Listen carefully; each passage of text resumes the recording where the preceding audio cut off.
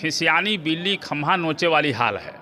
ये उलुल जुलुल ये बहाने लगा रहे हैं। वो राजनीति के अपने माहिर व्यक्ति अपने को समझते थे, अद्वितीय समझते थे। वो समझते थे कि उनके जैसा राजनीति जानने वाला कोई है ही नहीं। एक रोज़ पंडित को गाली दे देते थे और दूसरे रोज पंडित का पैर पूजने लगते थे। एक रोज़ डॉक्टर की बाँह कटने की बात करते थे और दूसरे रोज कहते थे कि तो अब मेरा जुमला है। उसी तरह से ये कर रहे थे। अब इस बार का वो जो निर्णय लिए हैं वो अपने निर्णय से, अपने राजनीति के खेल से बाहर हो गए। उनके बेटे से कोई इस्तीफा मांगा नहीं था, उनको महागठबंधन से बाहर करने की कोई बात कर नहीं रहा था। ये तो अनावश्यक प्रेशर बनाने के चक्कर में ये राजनीति में डूब करके पानी पीने जो लगे, तो इस बार उनकी गर्दन में टेंगरा मछली फंस गई है।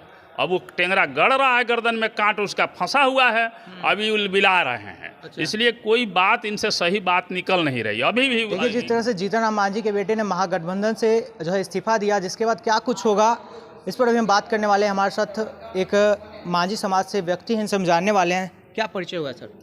मेरा नाम शिव कुमार मांझी हुआ जी।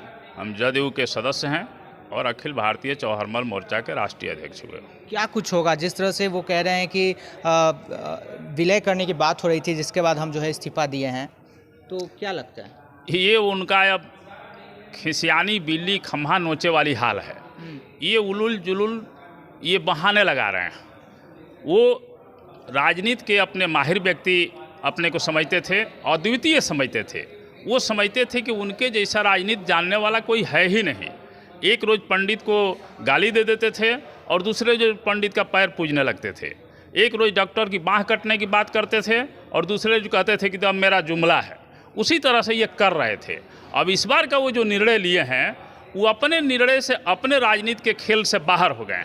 उनके बेटे से कोई इस्तीफा मांगा नहीं था, उनको महागठबंधन से बाहर करने की कोई बात कर नहीं रहा था।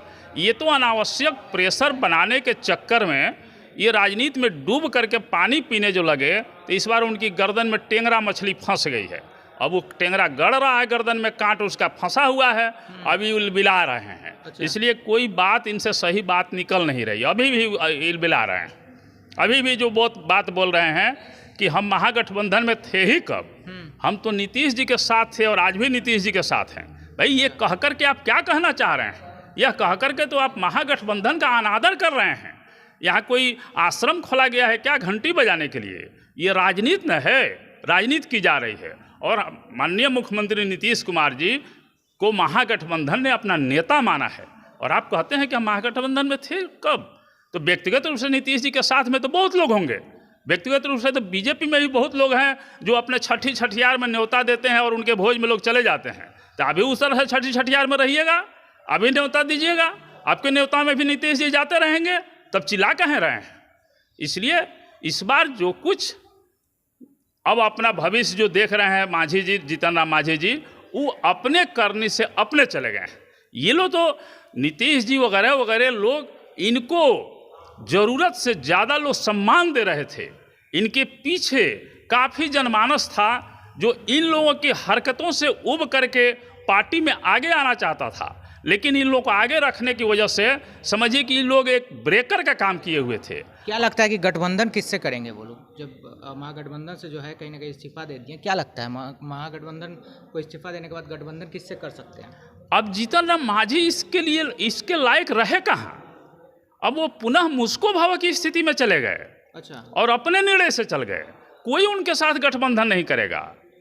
उनको नीतीश कुमार जी ने अपना सबसे विश्वासप्रद व्यक्ति समझ करके और सबसे कमज़ोर समाज के व्यक्ति को और समाज को सम्मान देने के लिए उनको मुख्यमंत्री बना दिए थे। और मुख्यमंत्री बनने के पहले जीतन राम मांझी को कितना लोग जानते थे? आप लोग तो मीडिया चला रहे हैं, कितना चर्चा जीतन राम मांझी की होती थी। तो जिस व्यक्ति ने आपको मतलब इतना बड़ा सम्मान दे दिया, आप उस व्यक्ति के साथ जो है मतलब हमेशा दबाव की राजनीति कर रहे हैं, विश्वास करने के बजाय। और जैसे जीतन राम मांझी साइड लिए हैं, तो देख लीजिए मांझी समाज के पूजनीय व्यक्ति जिनके नाम पर जीतन राम मांझी भी राजनीति करते थे, दशरथ बाबा, दशरथ बाबा, दशरथ बाबा, और आज उनके घर के लोग आ करके जदयू ज्वाइन किए हैं। स्वर्गीय श्रद्धेय दशरथ मांझी जी के पुत्र श्री भगीरथ मांझी जी और भगीरथ मांझी जी को चूँकि लड़का नहीं है और एक ही लड़की है, तो उनकी लड़की से जो शादी हुई है वो दामाद मिथुन मांझी आज एक साथ लोग नीतीश जी के नेतृत्व में आस्था व्यक्त करते हुए ज्वाइन किए हैं। और आज नया ज्वाइन नहीं किए हैं, वो लोग शुरू से नीतीश जी को ही मानते हैं। लेकिन जीतन राम मांझी बड़ा चेहरा होने की वजह से जीतन राम मांझी के पीछे लोग रहा करते थे। लेकिन जैसे लोगों को पता लगा है कि जीतन राम मांझी नीतीश जी को धोखा दे दिए हैं, तो लोग जीतन राम मांझी को छोड़ करके सीधे नीतीश जी के यहाँ पहुँचे हैं और सीधे लोग कह रहे हैं कि हम लोग तो किसी को नहीं जानते हैं, हमारे पूर्वज को, हमारे पिताजी को आप ही ने सम्मान दिया था, अपनी कुर्सी पर बैठाया था और पूरी दुनिया जानी थी कि दशरथ मांझी पत्थर काट पहाड़ काट करके सड़क बनाने वाले हैं, आपने ही माउंटेन मैन और पर्वत पुरुष का नाम दिया था। वो तमाम लोग आज की तारीख में जदयू में जुटे हुए हैं। यही स्थिति है, जदयू में जो लोग ब्रेकर का काम किए थे, जैसे वो लोग इधर उधर हट रहे हैं, उनके पीछे जो फ्लड जैसा जनता जमकी हुई थी वो सीधे जदयू ज्वाइन कर रही है। यही स्थिति आरसीपी सिंह का था। क्या लग रहा है कि हम पार्टी अब जो है बिखर जाएगा? बिखरने का सवाल नहीं है। हम पार्टी में है क्या? आज हम पार्टी के माने कुछ तो है ही नहीं। बिखरे रहेगा तब न बिखरेगा भाई। वो एक शब्द में सिर्फ नीतीश जी के आशीर्वाद से वो पहाड़ बन गए थे और जैसे आशीर्वादवा साथ से हटा वो पुनः मुस्को भवा की स्थिति में चले जाएंगे। विपक्ष कह रही है कि कहीं ना कहीं महागठबंधन को कहीं ना कहीं दिक्कत होगा, प्रॉब्लम होगा, कहीं ना कहीं जो है वो जो इस्तीफा दिए जिसके बाद।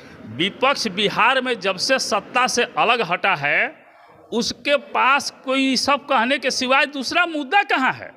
बीजेपी केंद्र के पैमाने पर कहीं जनता का काम तो किया नहीं और अब चुनाव आया है तो काफ़ी भयभीत है। जो गरीबी हटाने के नाम पर आए, जो बेरोजगारी हटाने के नाम पर आए, जो 2 करोड़ रोजगार देने का हर साल वादा करके आए, कितना करोड़ रोजगार दिए। जो गरीबी में महंगाई हटाने के नाम पर आए, वो 400 का गैस लोग आज 1300 पर खरीद रहे हैं। तो बीजेपी और आरएसएस का कार्यकर्ता भी प्रतिष्ठा में कब तक प्राण गंवाएगा? वो भी विद्रोह करेगा।